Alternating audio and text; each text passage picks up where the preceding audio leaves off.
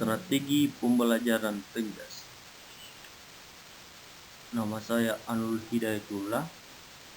NIM atau nomor induk mahasiswa A421 20055 dari kelas E PJKR 2020. Konsep dasar pembelajaran Penjas.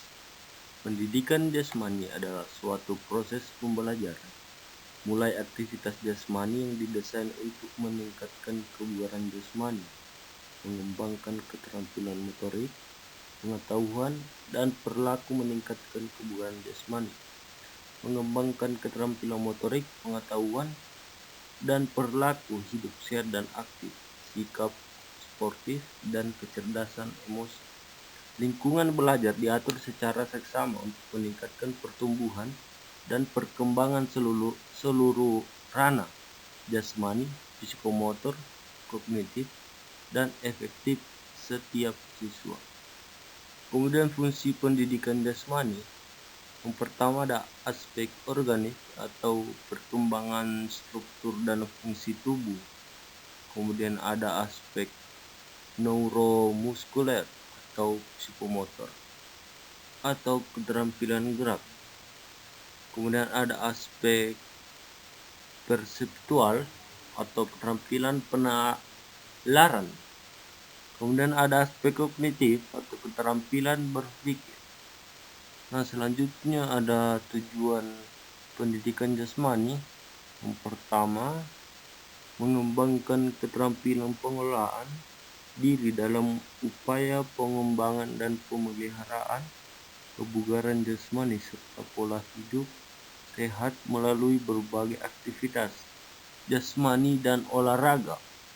Yang kedua, memacu pertumbuhan termasuk bertambahnya tinggi badan dan berat badan secara harmonis. Kemudian mengembangkan kesehatan dan kesegaran jasmani, keterampilan gerak dasar berbagai cabang olahraga. Nah, yang kedua itu ada strategi pembelajaran Penjas.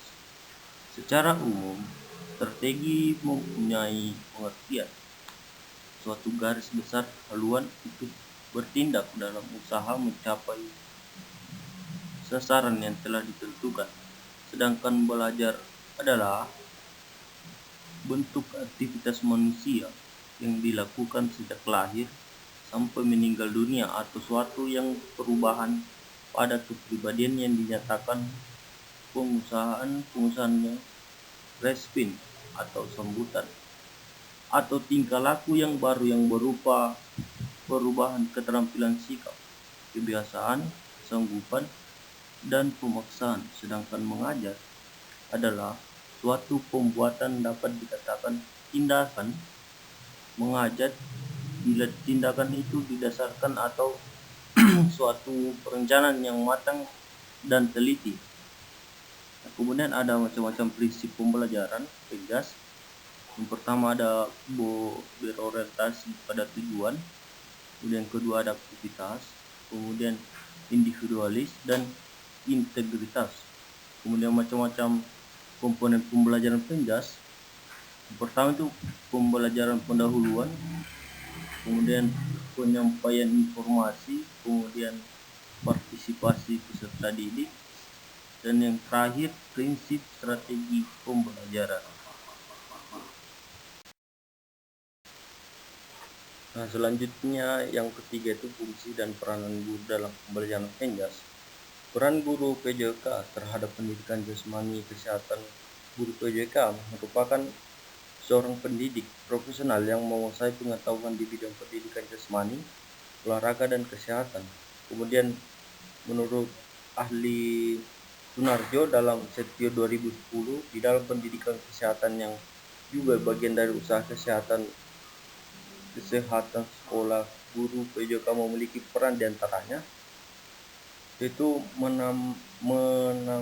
menanamkan kebiasaan hidup sehat di kalangan siswa maupun pengawasan dan pemeriksaan kebersihan siswa, melakukan pengawasan dan pemeriksaan kebersihan lingkungan sekolah, melakukan P3K dan pengobatan ringan dalam batas-batas kemampuannya, mengenal tanda-tanda penyakit penularan beserta masalahnya dan mengetahui usaha-usaha sebagai tindakan selanjutnya.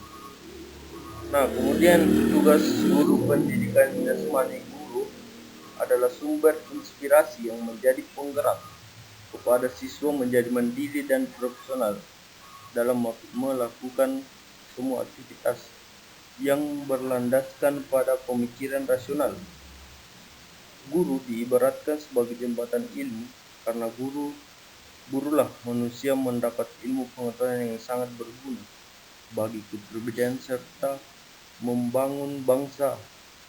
Di sekolah, tugas guru pendidikan jasmani bukan hanya mendidik dan mengajar murid-murid, tapi mempunyai tugas lainnya yang sangat berarti bagi peningkatan prestasi belajar siswa.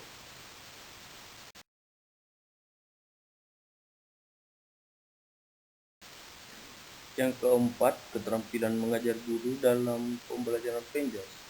Keterampilan pembelajaran adalah pekerjaan untuk melakukan perbuatan gerak yang rumit dengan mudah dan cermat, serta menyelesaikan pelaksanaan dalam berbagai keadaan yang berubah-ubah. Nah, kemudian ada 8 dasar keterampilan dalam mengajar. Yang pertama itu keterampilan bertanya, kemudian keterampilan memberi pengetahuan, keterampilan mengadakan variasi, keterampilan menjelaskan, keterampilan membuka dan menutup pembelajaran, kemudian keterampilan membimbing diskusi, kemudian keterampilan pengelolaan kelas, kemudian ada keterampilan mengajar dalam kelompok kecil.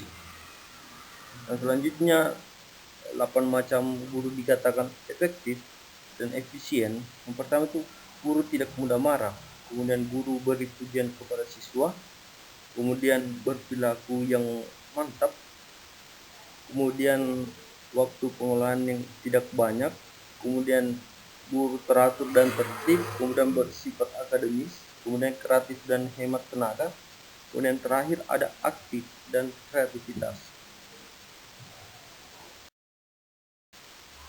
Nah, yang kelima ada model dan gaya dalam strategis mengajar penjas. Pembelajaran mengandung makna kegiatan memilih, menetapkan dan mengembangkan metode atau strategi yang optimal untuk mencapai hasil pembelajaran yang diinginkan. Metode dan strategi pembelajaran sering digunakan secara bergantian untuk menjelaskan makna yang sama. Nah, kemudian terdapat 4 hal yang menjadi urusan strategi pengolahan pembelajaran, yaitu pertama penjadwalan penggunaan strategi pembelajaran, yang kedua pembuatan catatan kemajuan belajar, kemudian ketiga pengolahan motivasional, kemudian yang keempat kontrol belajar. Nah, selanjutnya secara lengkap ada 3 komponen yang perlu diperhatikan dalam mendeskripsikan strategi penyampaian. Yang pertama ada menyediakan media pembelajaran, kemudian interaksi siswa atau mahasiswa dengan media, kemudian bentuk atau struktur belajar mengajar. Nah, kemudian organisasi belajar atau organisasi pembelajaran adalah suatu konsep di mana organisasi dianggap mampu untuk terus-menerus melakukan proses pembelajaran mandiri atau self-learning, sehingga organisasi tersebut memiliki kecepatan berpikir dan bertindak dalam merespon keragaman perubahan yang muncul. Itulah tadi strategi pembelajaran dalam penjas. Mohon maaf apabila ada salah kata. Saya Anul Hidayatullah mengucapkan terima kasih. Salam olahraga.